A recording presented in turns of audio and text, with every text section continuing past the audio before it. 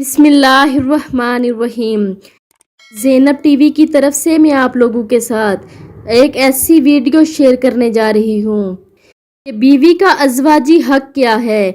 ایک عورت امیر المومنین عمر بن خطاب رضی اللہ تعالی عنہ کے پاس آئی اور کہا، میں نے اپنے شوہر سے زیادہ اچھا کوئی مرد نہیں دیکھا۔ رات بھر نماز پڑھتا ہے اور دن بھر نفلی روزے رکھتا ہے۔ چنانچہ عمر رضی اللہ تعالی عنہ نے اس کی تعریف کی اور دعائیں دی۔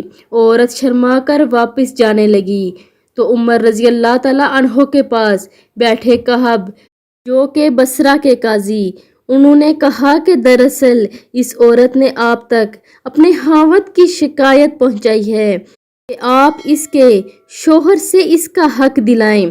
حضرت عمر رضی اللہ تعالی عنہ نے بات کی تہہ تک پہنچتے ہوئے کہب سے ہی فیصلہ کرنے کا کہا تو انہوں نے کہا کہ اس کے شوہر کو اگر نفلی عبادات کا شوق ہے تو 3 دن نفلی عبادات کے لیے رکھے اور 1 دن اور 1 رات اس کے لیے اس کی بیوی کا حق ہوگا۔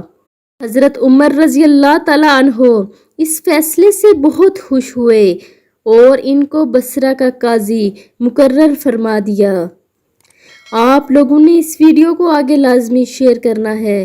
جزاک اللہ۔